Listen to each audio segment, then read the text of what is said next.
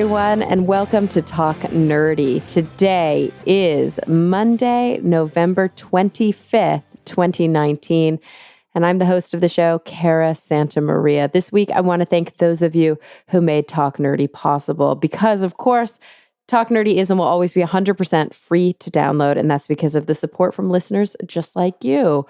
This week, I want to thank a new patron, Sinai, along with Ulrika Hagman, Pedro M. Rosario Barbosa, Dudas Infinitas, Phil T-Bear, The Zombie Drummer, David J.E. Smith, Brian Holden, and Jeffrey Sewell. If you're interested in hearing your name at the top of the show, just go to patreon.com/talknerdy, and you can learn all about how. Okay, this week I have a super interesting chat with Dr. Nick Haddad.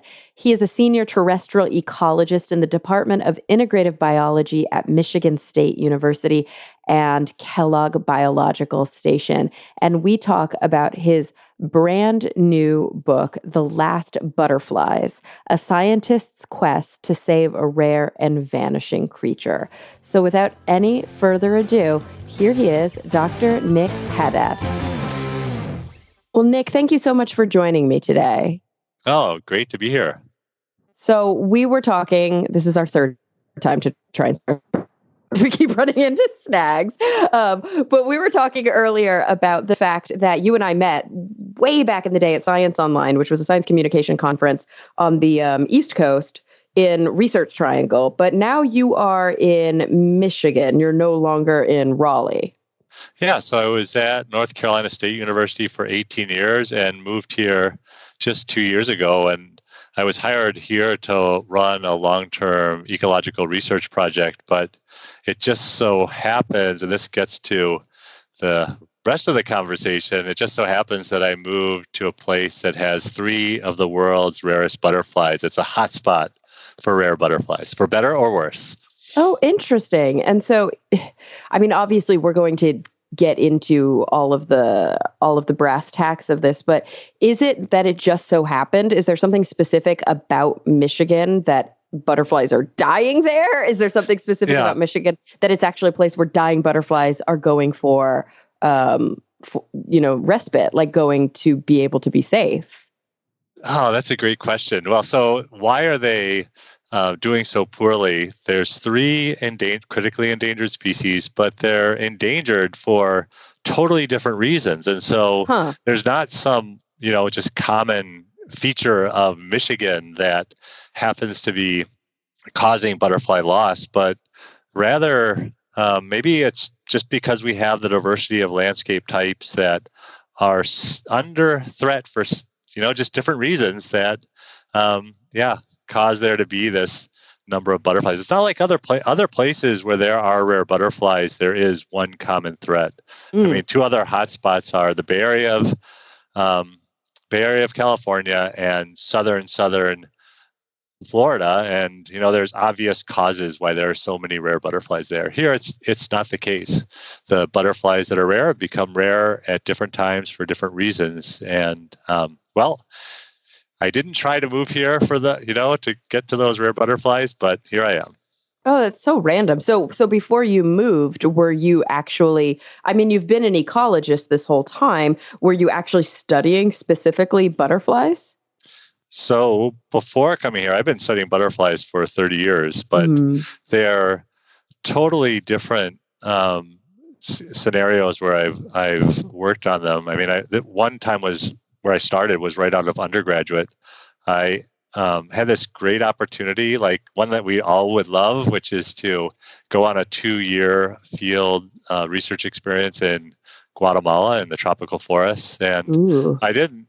At the time, I thought I was going to be studying birds for graduate school and my career. So I didn't really think about what I was going to be doing in the forests of Guatemala. And then I was taken there and dropped off with 3 things: a tent, a bike to get around the tropical forest, and a butterfly net. And was told to catch all the butterflies I could in the next 2 years. I mean, they knew I knew nothing about butterflies, but it turns out that I'm good at tedious, repetitive tasks. So I was really good at catching lots of butterflies and sending them back. So that was my start, but I still didn't think I would be working on butterflies. And Yet when I got to graduate school, it turned out that butterflies were the best group of animals for the types of questions I wanted to work on. These were common butterflies. And then the sort of next step is I ended up in North Carolina as a new professor. The people that were in charge of managing rare butterflies knew I knew something about butterflies. And so they called me, and that ensnared me into the rest of my career thinking about how to conserve the rarest butterflies. Okay, so let's talk about what those rare butterflies are. You actually, you're joining me to talk about your work, but your work has actually been compiled into a new book that came out this year called The Last Butterflies, A Scientist's Quest to Save a Rare and Vanishing Creature. Of course, you are the scientist. Yes. And who are the last butterflies? You mentioned specifically 3. In the book, you mention actually a full 6 butterflies. Yeah. And I will tell you that, and we can come back to this, but the 3 I talked about from Michigan, none of those feature in the book. Oh, and okay. Maybe they should have, but they don't. And the other, there's really 6 very rare species that I focus on. And of those 6, 2 are in North Carolina, 2 are in southern Florida, and then 1 is in the Bay Area of California. And then the last one, well, it's extinct. So those are the 6. And of those, I've had a personal connection with 5 of them. And so the story is really about my search for the rarest butterfly in the world, my science and conservation of those rare butterflies. And this is one thing I want to emphasize, it's not just about me, because the story I want to tell is about the people that are really doing the hard work. And those people include, well, a lot of the stories focus around my graduate students and collaborators. They focus on people that are in charge of management of the land and, the people that are really making the conservation happen. Mm-hmm. Okay, so you said, I feel like I'm getting ahead of myself here, but it's such a thing that I couldn't help but ignore. Of the 6 of the rarest butterflies that you wrote about in the book, one of them is already extinct. Did that happen before you started writing, or did it happen during the research and the writing of the book? This happened long ago, before I was involved in butterflies. So okay. This is the British large blue butterfly that went extinct in the UK in 1979.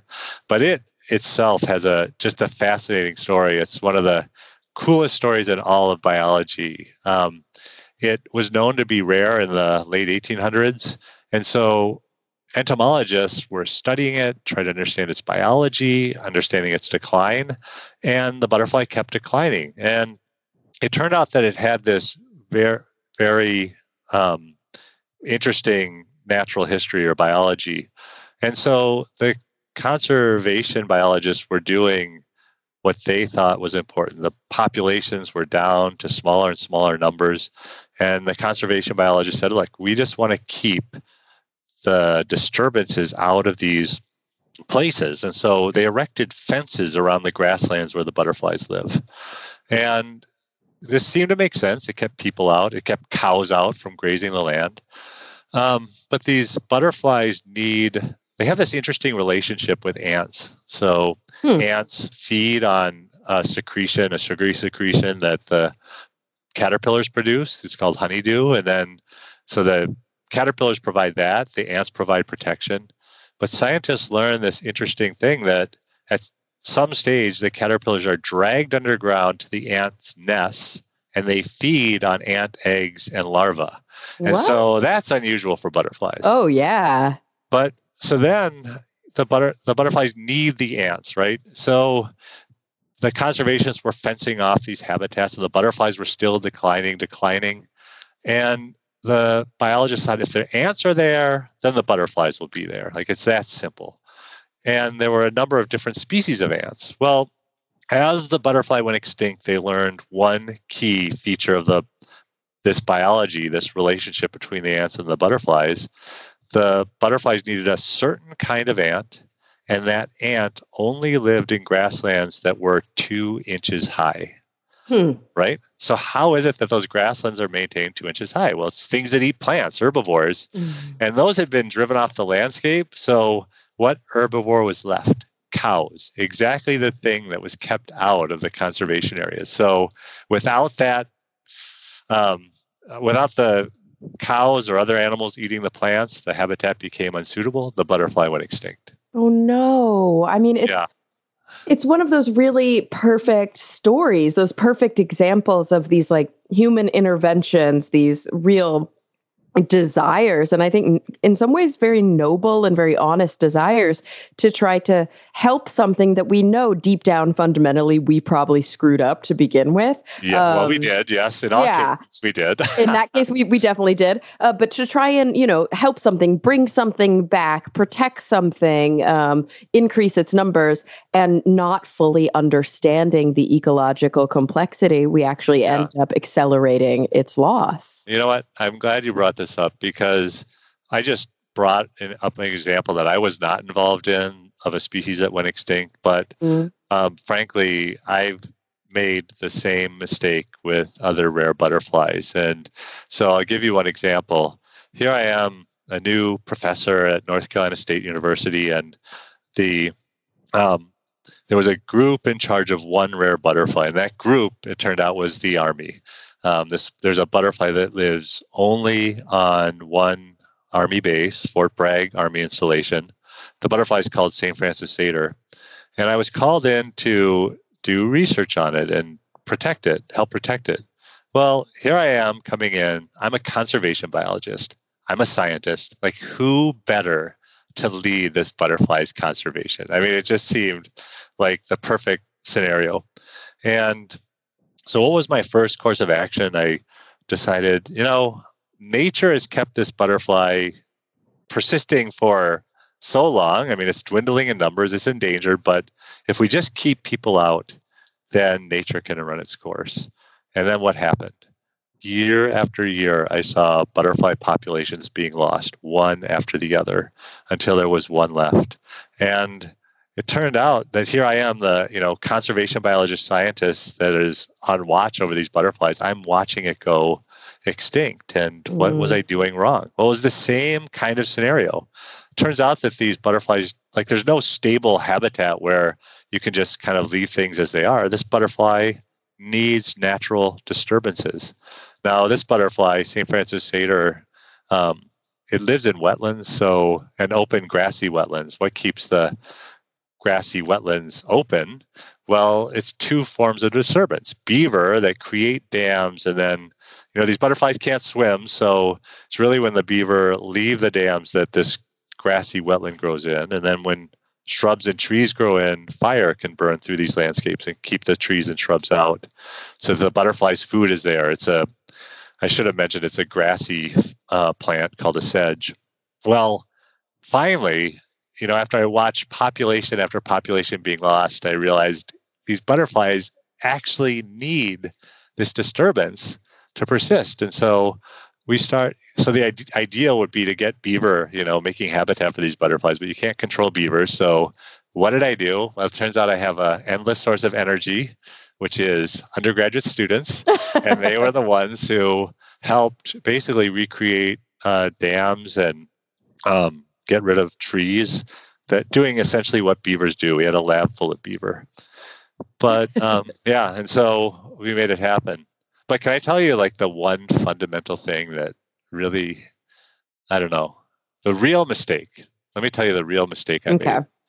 The butterflies, so I wanted to keep out fire. I wanted to keep out beaver. But I was causing the butterflies to go extinct. And so, what was going on? Well, this is a rare butterfly. There are 3,000 of these butterflies left in the world. I don't want them dying. I don't want floods to be overtopping them or fires to be burning them. But what I learned is that these butterflies require natural disturbances to have their habitats thrive. And so the kind of bottom line message, and this still makes me cringe to say it, but you have to kill some butterflies to preserve butterfly species. And that's true for this butterfly, the St. Francis satyr, but it's a really consistent theme that appears again and again through my book. Yeah, that must be really tough. Oh, it's brutal. Yeah, like how do you have to own it. You have to own it. Yeah. And things get put on the right track again. Geez, I mean, it's such a complicated algorithm. It's such a, ultimately fundamental. And I'm assuming that even with the brightest minds and even with the most brilliant calculations, we're going to be missing things. But I wanted to maybe clarify a handful of terms that you Yeah. used when we were discussing these things. We talked about conservation biologists, we talk about ecologists, we talk about entomologists. Obviously, there are a lot of different disciplines that go into the kind of work that you do. What did you study? What is your kind of title? And how does that compare to some of the other disciplines that maybe you work with on these different research groups? Yeah. And so I actually, I mean, I think of myself as crossing those disciplines. I will say that I don't consider myself an entomologist, somebody who studies insects. Okay. And I say that because what do I know about insects? I know about butterflies, and what I know most about is the handfuls of rare butterflies in the world. So I cannot claim to be an entomologist. Mm-hmm. I do think of myself as an ecologist. So what is that? It's a biologist who's thinking about whole plants and animals. Like that's a basic biological term. But what I really aspire to is being a conservation biologist, that is taking principles of basic biology and applying them to, well, in my case, conservation of biodiversity, protecting the species on the earth that are threatened with being lost. And so the thing about conservation biology is that it takes into account many types of people. And so I come from the academic science background. But in every case that I work with people who have really fundamentally different backgrounds. They might be in charge of protecting the land, that is, stewards over the land base that I'm working on, or they might be restorationists who are just actively maintaining habitat and increasing its quality. And then others, there are people like when I work at an army base, I'm working with the military command structure to just see that we can, you know, have scenarios where we can see the butterfly's conservation in a way that also is putting the fewest restrictions on military training.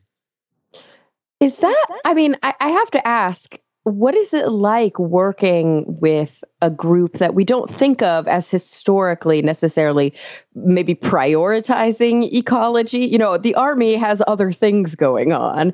Has it been difficult, or have you found, have you been pleasantly surprised by how involved they are in these kinds of efforts?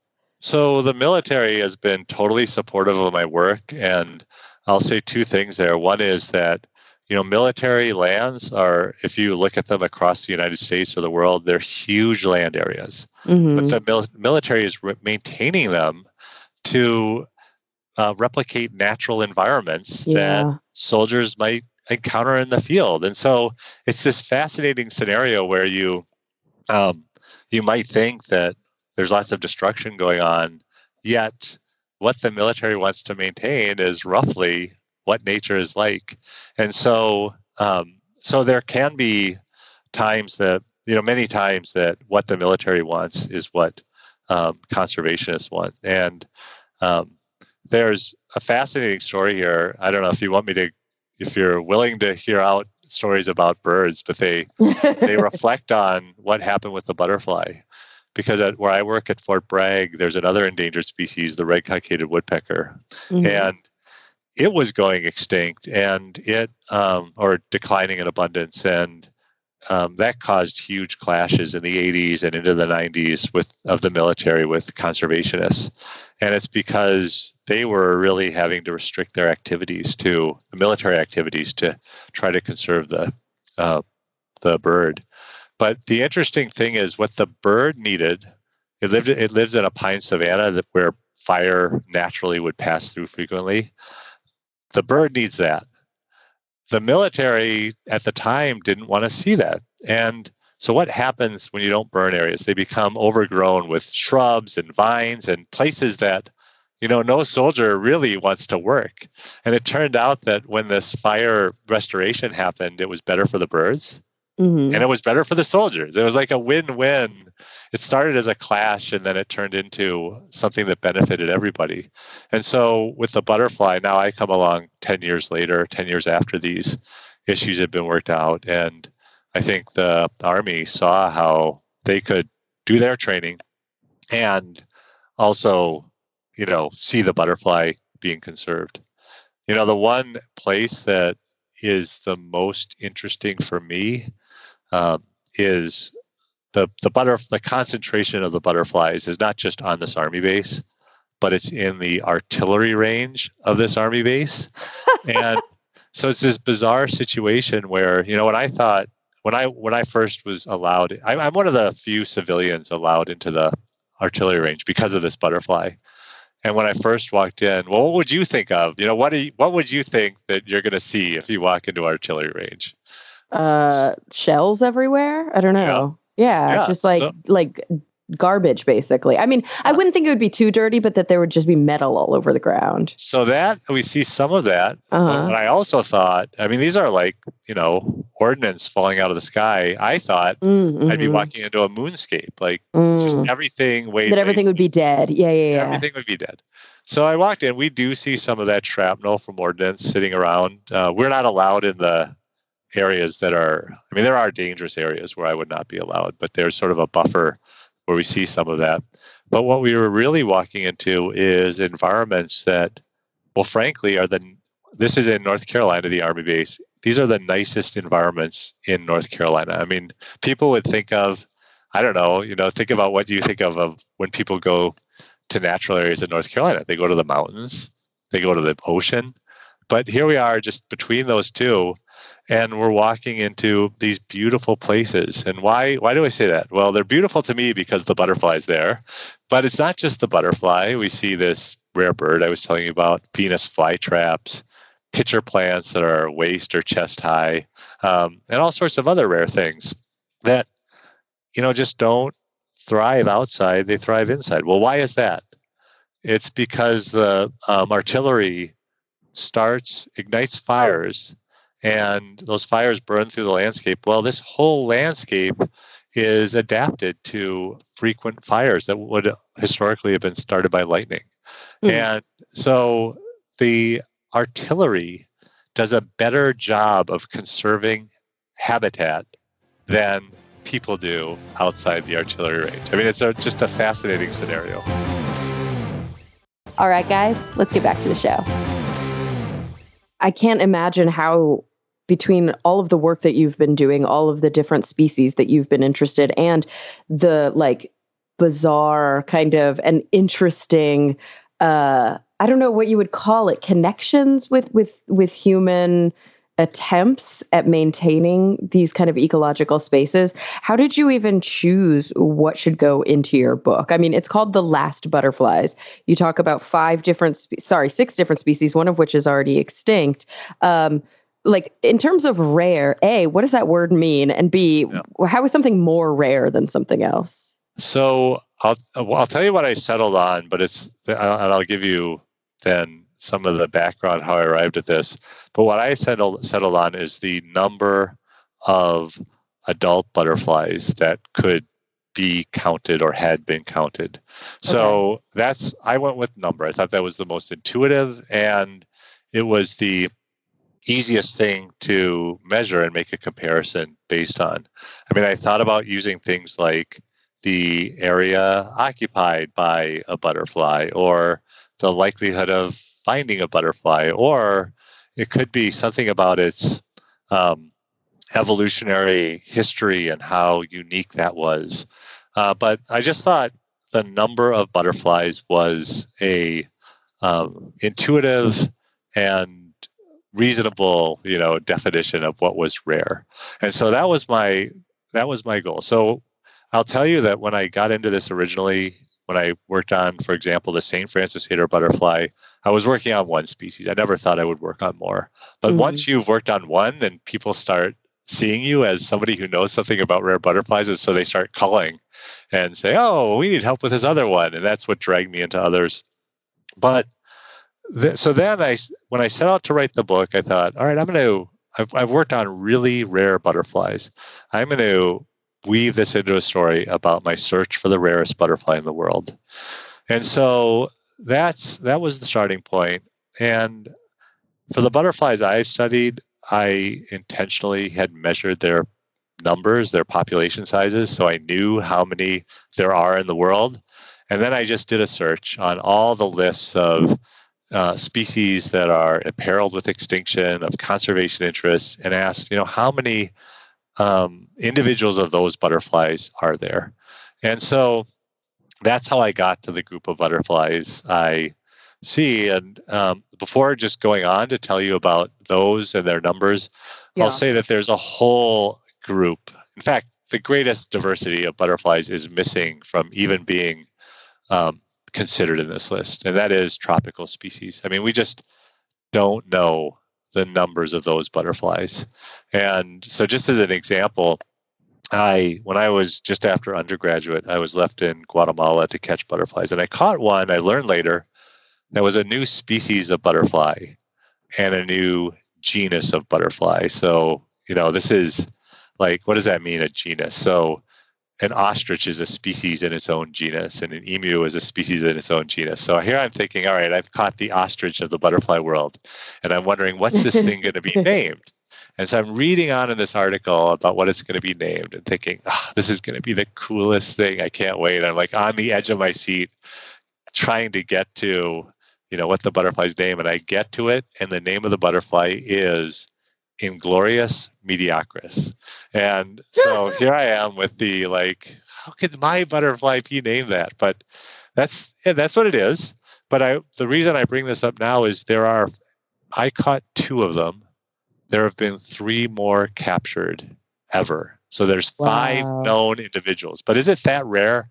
And I'm going to say no, we don't know that's true. But like the scientific name says, Inglorious Mediocris, it's a small, brown, unassuming butterfly. It's not the kind that people want to go out and collect. And so the point is that, we don't know about things like that. There's this big black box of things that are unknown. So I'm now working with the known butterflies that are known abundance, and I get back to my species that are the focus of this book. And I put them on a scale of their abundances.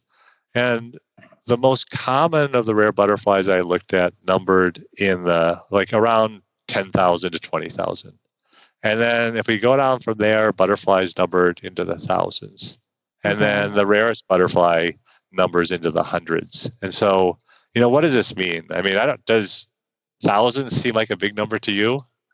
Not really when it comes to insects. Okay. So, I mean, if you think about this, if you could just sweep up those, 10,000 butterflies, then they might together, their whole mass might weigh just a few pounds. Yeah. And so we're talking about almost no butterflies at that point. So these things are super rare. And when you get down into the hundreds, then you're talking about, so close to the edge of extinction that without just massive efforts, and there are massive efforts, but without massive efforts, these butterflies will be extinct. And the reasons behind why these numbers are dwindling, I would have to assume are as varied as the species themselves, but there must be one underlying theme, and that is us. Yeah. Oh, yes, it is for sure us. I mean, it has to be. I would say the underlying theme is that, yes, people are causing the loss of species, their decline to just extraordinarily low numbers. And then beyond that, then what are we doing? And of course, the most general reason is just loss of habitat. And so for the St. Francis satyr butterfly, it lives in wetlands. Well, what did we do? Outside of this one army base, what did we do? We drained wetlands to plant agricultural crops or build cities. So yeah, of course, those got to low numbers. So most of them are habitat loss. For one butterfly, habitat was degraded, but really in an unknown way. And so Okay. this butterfly is called the Miami blue butterfly. And it once, and not long ago, like maybe 30 years ago or 40 years ago, was common throughout South Florida. And slowly its populations got whittled away. And some of this makes sense. The Miami blue lives around Miami. Well, where Miami is, this butterfly is not going to persist. But there's lots of places around coastal Florida where the butterfly's habitat is. It eats a bush called blackbead and then a shrub called knickerbean. Those things are there. You can find them in the landscape. And yet the butterfly dwindled more and more and more. And now the only place you can find this butterfly is on tiny islands. And when I say tiny, they're, the area of, well, at the biggest, the area of a city block, but maybe the area of a football field. And the question is, why did they get to be so rare in just a couple of decades? Mm-hmm. We don't know. I have a former graduate student, Erica Henry, and she thinks that one of the causes might be the invasion by another species, a brown anole, that happens to eat caterpillars and butterflies. And so it turns out that right about the time the butterfly was going extinct, there was also this explosion in abundance of the lizards. And so she's hot to investigate that. It's a hypothesis, but, we got to have some lead. Yeah. And then the question is, why is there this explosion of these lizards? You said it's an invasive species? Yeah. So it was released out into the islands. The first ones appeared in I think about in the late 80s. Mm-hmm. And so they were brought by people who were presumably keeping them as pets and then released them out into the, didn't want them anymore. So stuck them out in their backyards. And yeah, they're invasive. So they've done quite well. And the butterflies haven't. There's also an invasive ant that, these ants tend this particular type of butterfly. Tending, meaning they get the sugary secretion from the caterpillar, and the ants provide defense. But then this invasive ant displaces all the native ants and then probably also consumes the caterpillars. So again, we don't know the reason. These invasive species might be, well, they're for sure things we are investigating. It's such a complicated web, and it's so scary with certain species and certain climates, and just, so many things are variable. But there are some places and organisms that appear to be pretty resilient, and they have a wider range of climate change, for example, or habitat loss, for example, in which they can bounce back. And then there are other species of organisms where the narrowest, tiniest change, really does bring catastrophic outcomes. And it's so scary to see that, like, in a world where human beings really have altered the landscape beyond recognition, we're only just now, I think, to a large extent, understanding the nuances of some of these ecological outcomes. I mean, you have dedicated your life to this work. You have graduate students every year who are graduating with a whole new career in this area. It's scary to me that so much science has to be done just to understand all of these unintended consequences of, let's say, building a new apartment building or driving around cars that have combustion engines. Yeah. So, here's what's related to your point. This is what's interesting to me is that for these rare butterflies, it's not, we don't figure out the problem overnight or in a year, or in the time of a graduate student dissertation that might be 4 years or 5 years. And that's frustrating. But on the other hand, what I do notice is that, well, here I am 20 years into a couple of the species that I feel like we're finally learning enough to put these on the path to conservation. Yeah. And so that's gratifying. But then getting to your point, the scary part is that, we can't do this for every species. I mean, a UN report, United Nations report came out earlier in the spring and said, look, 1 million species are likely to go extinct in the century. And since most species are insects, that means hundreds of thousands of insects could be extinct. And we cannot do what we're doing with these individual rare butterflies. But that gets me around to, and I got to tell you about the title of my book because it relates to this point. The Last Butterflies. When like that was going to go on the title, I thought, well, this seems disingenuous. Like it's a catchy title, but I'm only talking about a handful of species. Like, is that fair to say the last butterflies? And at the time, I thought it's a little bit over the top. But now I think it's not over the top because I might have gotten started on this book project too early, in that it's just in the last couple of years since I started writing this book that we've learned about the things that like the New York Times or others are calling the insect apocalypse or the insectageddon. And so then, like, what does that mean? Well, I had a student working on, Tyson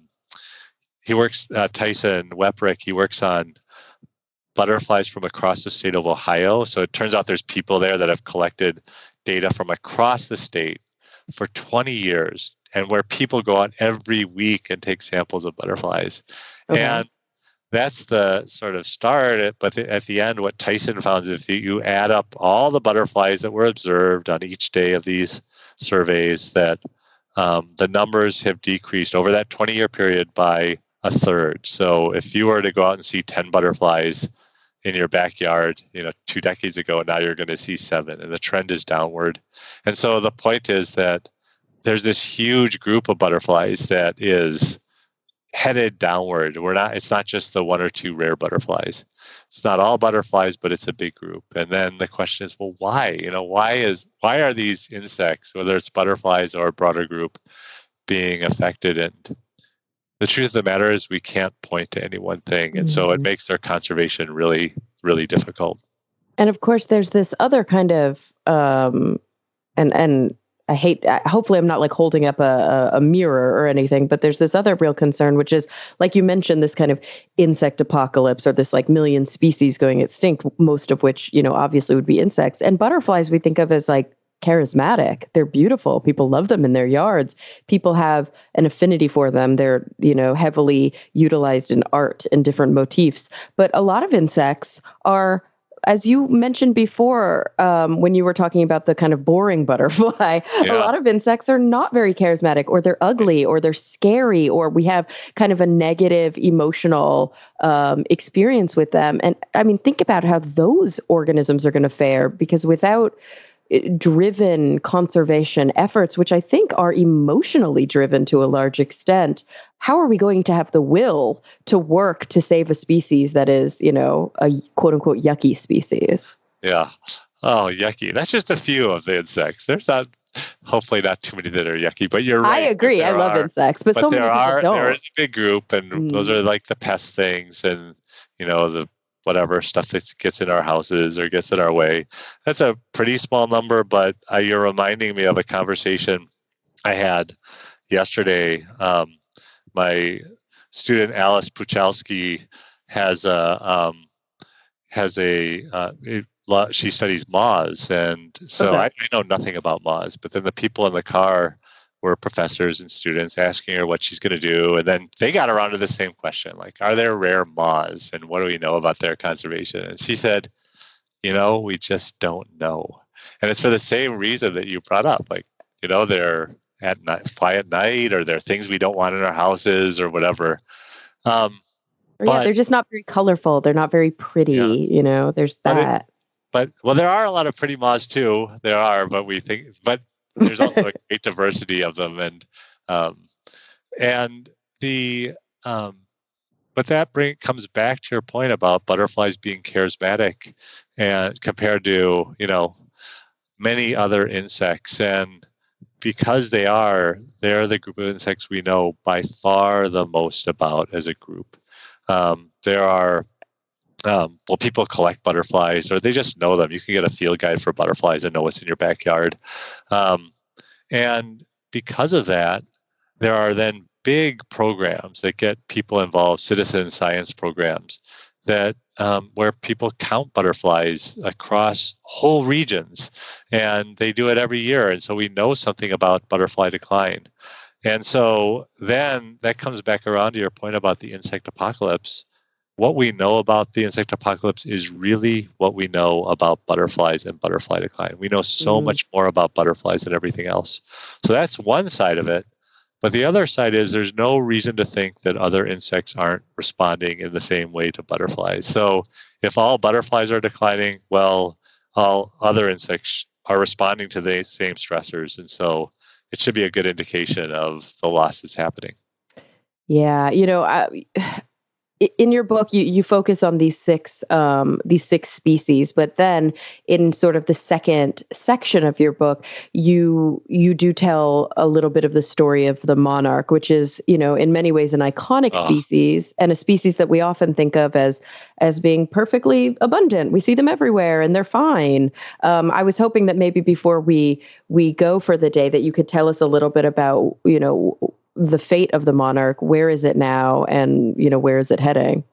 Yeah, so when I first started writing this book, I had a chapter at the beginning before I talked about anything else, saying this book is not about monarchs, because the monarch is what everybody knows, right? And so if I asked most people, what butterfly can you name, almost everybody would name a monarch, but very, very few people could name a second species. Well, let me ask you: do you know other butterflies? I'm she looks at she looks at the table of contents while we are speaking. Oh, look, the crystal skipper, the fender. Perfect. I mean, I know that there are swallowtail, like a lot of different swallowtails. That's good. See, people wouldn't even say that. I know. What are the big, shiny, beautiful blue ones that are brown on one side and blue on the other? Yes, morphos. Yes, I know those. And then people will see those in butterfly houses. That is one of the ones that people can name. Another one would be painted lady. Painted ladies, yes. Lady. In your area this last summer, they had an eruption of abundance. Oh, they were amazing. They took over my backyard. I just sat out there for hours watching. Exactly.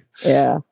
But so I didn't want to talk about monarchs, but in the end, I felt like I had to. And there's two reasons for that. One is that, yes, the monarch is iconic and it's declining so fast. And it's at a different scale than the butterflies that I really wanted to write about, that number in the hundreds or thousands, because monarchs number in the millions, tens of millions, hundreds of millions. And, at their peak, we're around 1 billion butterflies. So huge numbers. But the point I wanted to make is that the monarch, like as of last year, if we start as 1 billion as our baseline, as of last year, monarch populations were down 80%. And that's after they'd recovered a little bit. When I was starting writing my book, their numbers were down from 1 billion to 30 million. So 30 million is still a big number. Not compared to 1 billion. Loss of butterflies. And so if you do that, after one decade, you lose 80%. Then the next decade, you lose 80% more.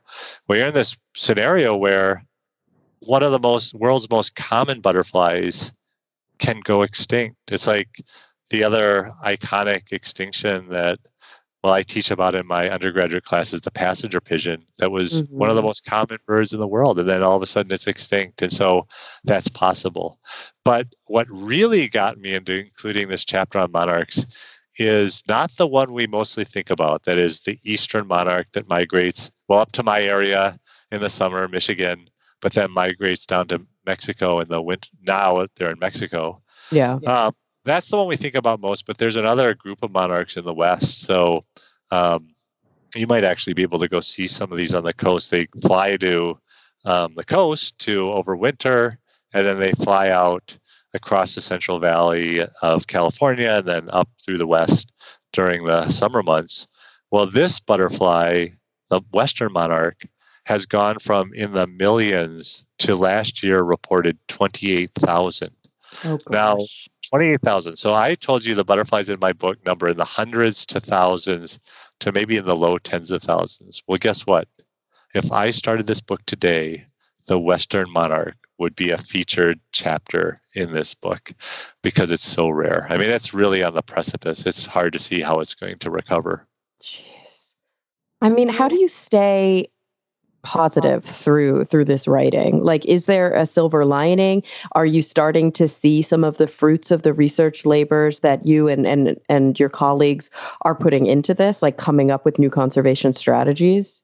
Yeah, you're sort of striking at the heart of my personality, which is that, well, I say in my book, I'm an optimist just at heart. I'm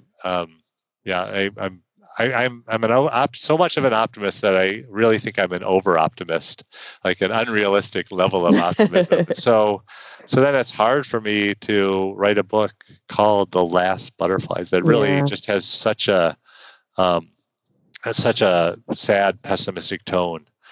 But so that's true for the rarest butterflies, that they really could go to extinction. But then if I didn't have optimism, well, frankly, it'd be hard to be in this game.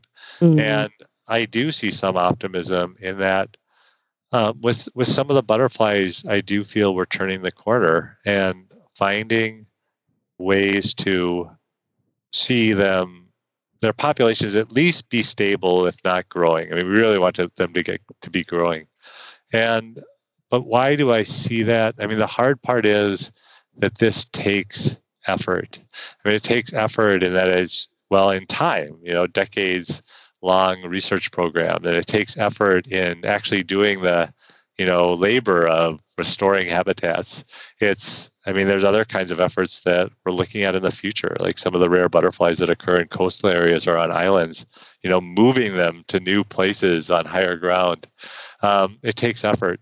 So with that effort, though, I think there is payoff of seeing these butterflies continue to persist and hopefully to prevent extinction. I mean, one of the interesting things about butterflies is that, I'm worried about extinction, but we only know of 12 butterflies that have gone extinct ever. And so compared to the 20,000 butterflies that there are, it's not a huge number. And so what I'm hoping is that, well, we can keep that number at 12 or not see us on the trajectory to the insect apocalypse, keep us off the trajectory of the butterfly apocalypse. Absolutely. Well, gosh, Nick, I mean, so much more that we could talk about. Obviously, I highly recommend you guys buy the book, The Last Butterflies, A Scientist's Quest to Save a Rare and Vanishing Creature, because then you'll get a deep dive into these different species that are mentioned. Before we go for the day, I was hoping that I could ask you the same two questions that I ask all of my guests. And maybe we've already touched a little bit on what your answers are to them, but maybe you'll surprise us. They're kind of maybe a little more existential in nature, if you're ready for that. Wow. Okay. Yeah. So the first question is, when you look to the future, and it can be in any context, so it can be the work that, you're doing and what we've been talking about so far on the show, or, maybe more personal, maybe more global.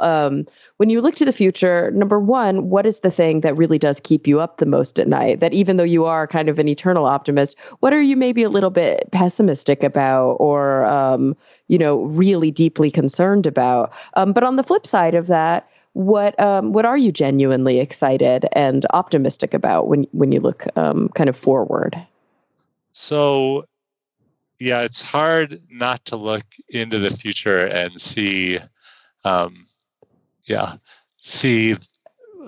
that landscapes won't degrade, and especially with growing human populations and the growing impact of each person on the planet, that things won't go downward. And so what do I worry most about? Well, what does keep me up at night often is thinking about the loss of butterflies, because especially when I'm watching populations go downward, I don't want to be the person at the hands of their extinction. But more broadly, now thinking about butterfly loss, it's interesting with the rarest butterflies, they're so rare. I mean, when you're talking about a few hundred or a few thousand butterflies, they're really not having impact on any ecological system. They can't be pollinators that have big effects or prey for predators that have big effects. So here I am just worried about the real loss of a species. People should not be the cause of loss of species from the planet. So I do worry about that. I worry about the loss of those species, but separately, and this is maybe negative, but also positive. Really, it is my positive dream, is that we'll be able to conserve species and also conserve the value of ecological systems for people simultaneously. And so, what do I mean by that? In my the other thing that I do, including with the rarest butterflies and elsewhere, is I think about reconnecting landscapes. So one of the problems with our landscapes is we slice and dice them into smaller areas that are disconnected from each other, and that's harmed the rarest butterflies, but it harms nature more generally. Yeah. And what I would like to see, my positive vision, is that we reconnect the earth. And what do I mean by that?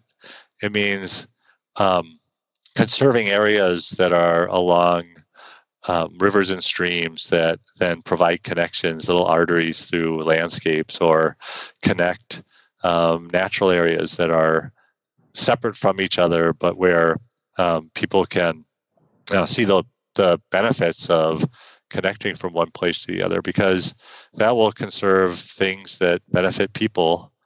But then plants and animals will, including butterflies, will live in those landscapes. And so that's my dream, is to see a reconnected earth, one that's connected for nature, and then inevitably it'll be connected for people as well. Absolutely. It benefits us all. And really, literally, even those of us that we don't know exist right now. It connects us all. Yeah, no, I think it's possible. I really do. Well, Nick, thank you so much for joining me today. I've learned an awful lot from you, and obviously there's so much more to learn. Everybody, the book is The Last Butterflies, A Scientist's Quest to Save a Rare and Vanishing Creature. Nick, how can people read about more of your work or stay in touch? Are you active on social? Are there other places they can go to learn more? Yeah, I'm active on Twitter. They can contact me by on my website and or through email. I'm happy to talk with folks about rare butterflies at any time. Oh, I love it. Well, gosh, thank you so much for being here. It was a joy. Yeah, thank you. It's been a fun conversation. Absolutely. And everybody listening, thank you for coming back week after week. I'm really looking forward to the next time we all get together to talk nerdy.